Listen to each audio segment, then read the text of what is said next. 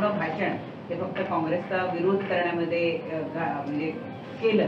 मी आपल्याला सांगतो, कालचं त्यांचं जे भाषण होतं, प्रत्येक महिला या देशातली, प्रत्येक युवक या देशातला, प्रत्येक शेतकरी या देशातला स्वतःला हा प्रश्न विचारत असेल की हा माणूस 60 वर्षापूर्वी पंडित जवाहरलाल नेहरू देशाच्या पहिल्या प्रधानमंत्र्यांनी निर्माण केलेली संपत्ती विकून घर चालवतो आहे, म्हणजे देश चालवतो आहे, आणि तरी शिव्या काँग्रेसला देतो आहे. आणि याच्याजवळ स्वतः मी काय केलं आहे सांगायला काही नाही आहे. कालच्या भाषणाचा हा सार होता. म्हणून ती काँग्रेसची भीती जी आहे ना, संताजी धनाजी होते, आपल्याला माहिती आहे. मुघलांचे घोडेसुद्धा पाण्यामध्ये संताजी धनाजी दिसायचे त्यांना. तसं आता भीती जी आहे ती मोदींना पडलेली आहे की त्यांना सगळीकडे आता काँग्रेसच दिसते, राहुल गांधीच दिसत आहेत. त्याची गर्दी आहे राहुल गांधींसोबत, ती मीडिया दाखवत नाही. मी काही अपवादात्मक मीडिया आहे, पण मी आपल्याला सांगू इच्छितो की मीडिया दाखवून राहिले. अपाट जनसागर जो आहे तो राहुल गांधींसोबत चालतो आहे, राहुल गांधींसमोर प्रश्न उपस्थित करतो आहे. लद्दाखमध्ये मोठ्या प्रमाणावर 6व्या शेड्यूलचं दिलेलं वचन बीजेपीने पाळलं नाही. आज एवढ्या -1 डिग्रीमध्ये गोल्फ जो ग्राउंड आहे, गोल्फ कोर्स ग्राउंड, ते पूर्ण भरलेलं आहे. तुम्ही 3 इडियट पिक्चर काढला, तुम्ही त्याची खूप स्तुती केली होती मोदीजींनी. ज्याच्यावर काढला होता ना वांगचूक, समूह वांगचूक, तो तिथे त्याच्या नेतृत्वात ते आंदोलन सुरू आहे. ही सगळी फसवणूक आणि फसवणूक. त्यांना एंटरटेनमेंट, हे फसवणूक आणि फसवणूक आहे मोदींची. दुसऱ्या आणखी 2 समाजामध्ये आता वाद नवीन सुरू होतोय, नाभिक समाज आणि मराठा समाज. नाभिक समाजाच्या लोकांनी मराठा समाजाच्या लोकांची हजामत करून असे शब्द भुजबळांनी वापरले, त्यामुळे एकमेकांवरती बहिष्कार टाकायच्या गोष्टी दोन्ही समाजाकडून सुरू आहेत. दोन्ही समाज हा भाऊबंदकीसारखा राहिलेला आहे. जे भुजबळ महात्मा ज्योतिबा फुलेंचा आदर्श सांगतात, त्या महात्मा ज्योतिबा फुलेंनी नाभिक समाजाला आंदोलन यासाठी करायला लावलं होतं कारण की सवर्ण स्त्रिया म्हणजे ब्राह्मण स्त्रियांचं केशवपन केलं जात होतं आणि ते अशा पद्धतीनं अमानवीय आहे आणि त्यांना त्यांच्या त्या महिलांना, सवर्ण महिलांना, ब्राह्मण महिलांना त्यांचे अधिकार मिळावे म्हणून नाभिक समाजाला स्वतःचा धंदा बुडवायला सांगून ज्योतिबा फुलेंनी संप करायला लावला होता. नाभिकांचा संप पुण्यातली फार महत्त्वाची घटना आहे सामाजिक आंदोलनातली.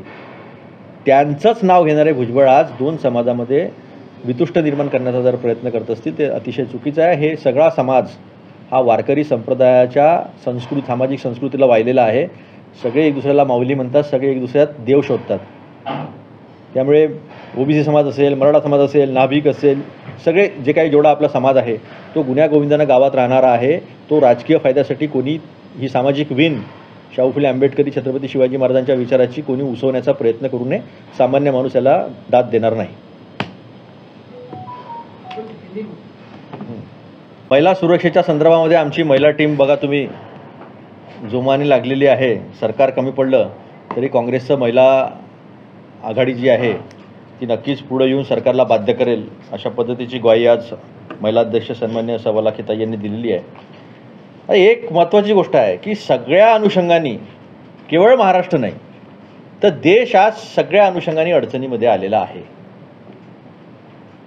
ईडी हे भाजपाचा frontal organisation, ED, income tax, CBI, त्यात ईडी आणि CBI आजकाल खूप जास्त ॲक्टिव्ह आहे ना. मी असं ऐकलं की आता त्यांनी महाराष्ट्रामध्ये डेरा टाकलेला आहे. पण जे काही ईडीमध्ये सुरू आहे, आम्ही अधिकाऱ्यांना काही म्हणत नाही, अधिकाऱ्यांनी आपलं काम केलं पाहिजे, ते आपलं काम करतात असं आमचं मानणं आहे. पण मग असा कोण आहे की जो ईडीचा अधिकारी म्हणून सेटलमेंट करतो आहे आणि त्याच्यासाठी EOWमध्ये तक्रारी झाल्या, बिल्डर सुरक्षित नाही आणि बिल्डरांकडनं पैसे उकळले जातात, त्या ईडी सेटलमेंट करतात आहे. मग अशा वेळेस आम्हाला आठवतं की मग किरीट सोमय्या जे आहे पहिलेच ट्विट करतात की आज यांच्यावर ईडीची कारवाई होणार आहे, आज यांच्याकडे इन्कम टॅक्सवाले येणार आहेत. तर आमचं असं म्हणणं आहे ईडीला आणि क्राईम ब्रांचला की तुम्ही किरीट सोमय्या यांची आणि तत्सम जे लोक आहे जे सांगतात की आता यांच्याकडे ईडी जाणार आहे, इन्कम टॅक्स जाणार आहे, कदाचित त्यांना माहीत असावा हा सेटलमेंट अधिकारी कोण. कारण डायरेक्ट ईडीमधले अधिकारी असं करत असाल असं आम्हाला वाटत नाही. पण हे जर करत असतील आणि ईडीबद्दल एवढी, इन्कम टॅक्सबद्दल, CBIबद्दल एवढी माहिती ठेवणारे किरीट सोमय्या आणि तत्सम त्यांच्यासारखे लोक जे एक एजन्सी म्हणून काम करतात, आरोप करायचे आणि मग भाजपमध्ये आणल्यानंतर गप्प बसायचं, यांच्याकडनं माहिती घेऊन हे कोण लोक आहेत आणि अशा पद्धतीनं महाराष्ट्राला बट्टा लावण्याचं काम कोण करत आहे हे समोर आलं पाहिजे. महाराष्ट्राचे उपमुख्यमंत्री हे गृहमंत्रीसुद्धा आहेत आणि त्यांना कॉन्ट्रॅक्टर असोसिएशनचं जर पत्र जात असेल की आमची लूटमार सुरू आहे तर महाराष्ट्रामध्ये उद्योग थांबतील का, महाराष्ट्राचा विकास होईल का, आणि महाराष्ट्राच्या लोकांच्या कराच्या पैशातून ज्या काही गुंतवणुकी होत आहेत त्या या सगळ्या लुटारूंच्या टोळीच्या घशामध्ये जात आहेत का, आणि या टोळीमध्ये कोणत्या राजकीय पक्षाचे लोक इन्वॉल्ड आहेत, या गोष्टी महाराष्ट्राच्या जनतेसमोर आल्या पाहिजे. आज 10 वर्ष पूर्ण होत आहेत. भ्रष्टाचारी लोक मेरा ताप सहन नहीं कर सकते म्हणतात आणि आजूबाजूला सगळे भ्रष्टाचारी ज्यांच्यावर आरोप केलेले आहे ते मोदी साहेबांनी घेतलेले दिसतात. हे तुमचं गुड गव्हर्नन्सचं मॉडेल आहे का? 10 वर्ष पूर्ण झाल्यानंतर हा प्रश्न विचारण्याचा अधिकार आम्हाला आहे. कारण आपण सगळं देश जो चालवला तो नेहरूंनी ज्या संस्था उभ्या केल्या होत्या त्या विकूनच चालू आहे. आजही नेहरूंनी निर्माण केलेल्या संस्था विकून तुमचा देश चालवणं सुरू आहे. एवढे मोठे टॅक्स तुम्ही लावता लोकांवर. मग हा पैसा कोण लुटारू टोळी आहे जो लुटत आहे? कोण या महाराष्ट्राचं औद्योगिक वातावरण खराब करत आहेत? हे महाराष्ट्रासमोर आलं पाहिजे. हे अतिशय गंभीर आहे. आज महाराष्ट्रामध्ये गुंडांचं आणि पुंडांचं राज्य आहे का? वहिनी आमच्या म्हणाल्या देवेंद्रजींनी नाकर्तेपणावर कसला बाण, मी आणते काय विकासाचं वाण. वहिनींची फसवणूक करतात हे लोक. वहिनींना वाटतं ते सगळं चांगलं चालू आहे, पण वहिनी तसं नाही. कॉन्ट्रॅक्टरला टोळी लुटते. आता कोणती टोळी आहे, कोणते राजकीय लोक आहे ते समोर आलं पाहिजे. त्यांना शिक्षा झाली पाहिजे. कायद्याचं राज्य आहे हे. कोण आहे जे ईडीचे अधिकारी बनून लुटमार करतात आहेत? किरीट सोमय्या यांनी सांगितलं पाहिजे. जर त्यांना माहीत असते की ईडी इकडे जाणार आहे, इन्कम टॅक्स तिकडे जाणार आहे, या गोष्टी महाराष्ट्रासमोर आल्या पाहिजे. महाराष्ट्राची राजकीय संस्कृती, औद्योगिक संस्कृती अशा पद्धतीनं जर खराब होत असेल तर काँग्रेस गप्प बसणार नाही. ह्या सगळ्या गोष्टी जनतेसमोर आल्या पाहिजे. काही दिवसांपूर्वी घोषणा केली होती की मुख्यमंत्री म्हणजे अख्खं कॅबिनेट घेऊन मी अयोध्येला जाणार. 5 तारखेला जाणार होते, 10 तारीख होते. त्यांना मुहूर्त काही सापडत नाहीये. कोल्हापूरचं महाअधिवेशन घ्यायचं आहे, 3 वेळा तारीख बदलली. काय कुठे गडबड होते? मुख्यमंत्र्यांना मुहूर्त काय सापडत नाही सर? काय तोंड दाखवलं रामाला? राम प्रजापती राजा होते. इथे लुटमार चालू आहे. महिला सुरक्षित नाहीत. आता ताईंनी सांगितलं तुम्हाला. इथले व्यापारी सुरक्षित नाहीत, कॉन्ट्रॅक्टर सुरक्षित नाहीत. सगळीकडनं लुटमार सुरू आहे. कोणत्या तोंडाने जातील प्रभू रामचंद्रांकडे? ते विचारतील ना प्रश्न. पहिल्या पायरीवर महाराष्ट्र सुरक्षित आहेत का? दुसऱ्या पायरीवर कायदा सुव्यवस्थेची तुम्ही वाट का लावली? तिसऱ्या पायरीवर ही लुटमार करणारे तुमचेच लोक आहेत का? काय तोंड दाखवणार आहे? त्याच्यामुळे प्रभू रामचंद्र यांना येऊ देत नाही असं आहे. एकूण आज जी परिस्थिती दिसून येते आहे, एकूण ओबीसी मराठा हा सगळा मुद्दा पेटलेला आहे. विशेषतः आता उद्या ओबीसीचे जे नेते आहेत विदर्भातले, ते उपमुख्यमंत्री देवेंद्र फडणवीसांची भेट घेऊन एकूण या संपूर्ण मुद्द्यावर त्यांच्याशी चर्चा साधणार आहे असं कळत आहे. तर दुसरीकडे ओबीसीच्या लोकांनी एक स्वतंत्र पक्ष काढायचं ठरवलेलं आहे. आणि सुरुवातीला असं वाटत होतं की भुजबळ आणि प्रकाश शेडगे यांच्यामध्ये सगळं आलबेल आहे, पण आता कुठेतरी भुजबळ सुद्धा नाराज वाटतायत.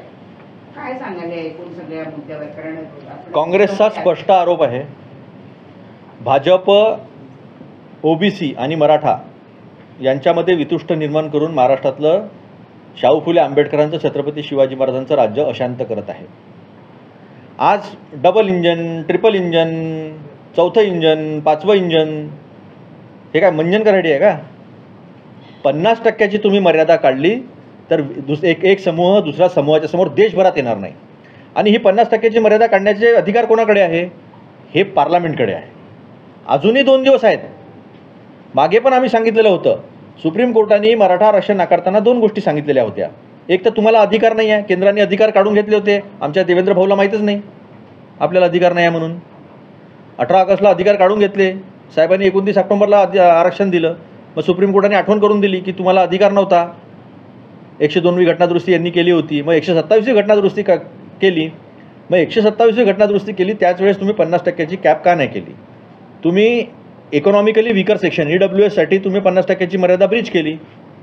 आम्हाला आनंद आहे. प्रत्येकाला जो आज विकासाच्या प्रक्रियेमध्ये मागे पडलेला आहे त्याला त्याचे अधिकार मिळाले पाहिजे. याच्या पाठीशी काँग्रेस कायम आहे. जेव्हा पहिल्यांदा मंडल आयोग लागू झालं त्यावेळेस 10% आरक्षण दिलं होतं, पण ते कोर्टात टिकलं नाही. आता तुम्ही दिलेलं आहे तर 50%ची मर्यादा काढली तर मग नुसते मराठाच नाही, जाट पण आहेत, अजून बरेच समुदाय आहे, पाटीदार समुदाय आहे. या सगळ्यांचे प्रश्न जे आहे ते सुटतील. पण तुम्ही हे का करत नाही? तुम्ही जनगणना करत नाही. साधी जनगणना तर सोडा, तुम्ही जात नाही आहे जनगणना करून कोणता समुदाय किती मागे पडला आहे आणि कोणाच्या पाठीशी शैक्षणिकदृष्ट्या, आर्थिकदृष्ट्या, राजकीयदृष्ट्या, नोकरीच्या अनुषंगानं प्रशासनामध्ये फक्त पैशाचा प्रश्न नाही आहे, प्रशासनामध्ये निर्णय प्रक्रियेमध्ये पण अधिकार राहिले पाहिजे. हा निर्णय तुम्ही का घेत नाही? आम्ही तुमचं स्वागत करू. तुम्ही महिला आरक्षण दिलं तिथेही मूर्ख बनवलं लोकांना. अजून कोणाला माहितीच नाही कधी लागू होणार आहे ते. 2026 नंतरच्या सेन्ससप्रमाणे, मी पुन्हा एकदा रिपीट करतो, 2026 नंतरच्या सेन्ससप्रमाणे महिला आरक्षण देणार. म्हणजे 2031ला होणार आरक्षण, पुढची सेन्सस 2021 अजून पण झालं नाही. मग 2031च्या जेव्हा जनगणना होईल, किती तुम्ही टेक्नॉलॉजीचा वापर केला तरी 2034पर्यंत ते काही पूर्ण होऊ शकत नाही. आरक्षित करणे मतदारसंघ आरक्षित करून त्याच्यावर आक्षेप मागवणे, मग ते फायनली सेटल करणे, म्हणजे 2039ला पण लागू होईल का? कारण त्याच्या डेट दिलेली नाही आहे की आम्ही या निवडणुकांपासून हे आरक्षण लागू करू. अशा पद्धतीनं प्रत्येक ठिकाणी लोकांना खोटं बोलणे, मतदान घेऊन घेणे आणि फसवणूक करणे, अशा पद्धतीचं काम 2014पासून या देशात सुरू आहे. 15 लाख रुपये आणून देणार होते, 2 करोड रोजगार देणार होते, इन्कम टॅक्स लागणार नव्हता, डॉलर 1 रुपयाचा 1 रुपया होणार होता, 58 होता तर ICUमध्ये होता, आता 83 झाला. एक सुद्धा वचन यांनी पूर्ण केलं नाही. शेतकऱ्यांचं उत्पन्न दुप्पट होणार होतं. 410 रुपयाचा सिलेंडर 1200 रुपयापर्यंत नेला. या सगळ्या गोष्टी ज्या आहे, या फसवणुकीचं 10 वर्षाचं जर वर्णन या सरकारचं जर काही असेल, मोदी सरकारचं, तर मोदी = जुमला = फसवणूक. मोदी = जुमला = फसवणूक हे 10 वर्षाचं यांचं फलित आहे. म्हणून 10व्या वर्षीसुद्धा काँग्रेसलाच शिव्या द्याव्या लागतात. योग्य शब्द नाही आहे, पण दुसरं काहीच करत नाही. हे काम नाचता येणं अंगण वाकडं असं या मोदीच्या 10 वर्षाचं वर्णन केलं तर काही चुकणार नाही. लिंक देशी ना. एक अतिशय महत्त्वाची बाब आपल्या माध्यमातून संपूर्ण महाराष्ट्राच्या माझ्या लक्षात आणून द्यायची आहे. Doctor Babasaheb Ambedkar technological university, या युनिव्हर्सिटीमध्ये 15,000 विद्यार्थ्यांचं नुकसान जे आहे ते झालेलं आहे. या विद्यापीठात फार्मसीचे विद्यार्थी, इंजिनिअरिंगचे विद्यार्थी यांचे पेपर ऑनलाईन चेक केले जातात. एका प्रायव्हेट एजन्सीला ते दिल्या जातात. प्रायव्हेट एजन्सीमुळे जाणीवपूर्वक या विद्यार्थ्यांना नापास केलं जातं असं विद्यार्थ्यांची तक्रार आहे. नंतर टेलिग्रामवरून त्यांना मेसेज दिला जाते की तुम्ही इतके पैसे द्या, तुमचा बॅकलॉग आम्ही क्लिअर करू. आज स्वतः अकॅडमिक काउन्सिलच्या मीटिंगमध्ये 10,000 विद्यार्थ्यांचं नुकसान झालं हे मान्य केलेलं आहे. तरी पण मुलांना पुन्हा परीक्षा देऊ दिल्या जात नाही आहे, पुढच्या सेमिस्टरला बसू दिल्या जात नाही आहे. असे अनेक प्रश्न जे आहेत त्या विद्यापीठामध्ये निर्माण झालेले आहे. आणि विद्यार्थ्यांना सप्रेस करण्याचं काम, त्यांना भीती दाखवण्याचं काम, नोटीस देऊन तुम्ही आंदोलन केलं, तुम्ही जर तिकडे प्रश्न उपस्थित केला तर मग आम्ही तुमच्यावर कारवाई करू कायद्यानं, अशा पद्धतीच्या धमक्या दिल्या जात आहेत. मी स्वतः उद्या रायगड येथे लोणेरे विद्यापीठात जे आहे तिथे जाऊन या सगळ्या गोष्टी माननीय वाईस चान्सेलर, कुलगुरू आणि कुलगुरू यांच्यासमोर ठेवणार आहे. त्यांना याचा जाब विचारणार आहे आणि विद्यार्थ्यांच्या भविष्याच्या दृष्टीच्या अनुषंगानं तुम्ही काय पावलं उचलणार आहे ते त्यांना विचारणार आहे. त्यावेळेस माझ्यासोबत विद्यार्थी राहणार आहेत. कोणीही धमकी देण्याची चूक करू नये. हा गरीब शेतकरी कुटुंबातून, गरिबाच्या कुटुंबातून आलेल्या मुलांच्या भवितव्याचा प्रश्न आहे. फेल करायचं, व्हेरिफिकेशनच्या नावाने पैसे घ्यायचे, पुढच्या वर्गात जाऊ द्यायचं नाही.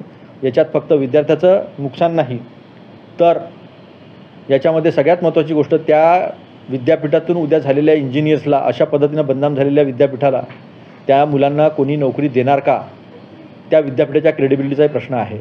उद्या मी तिथे जाणार आहे. आमचा कुठलाही कोणाला त्रास देण्याचा उद्देश नाही.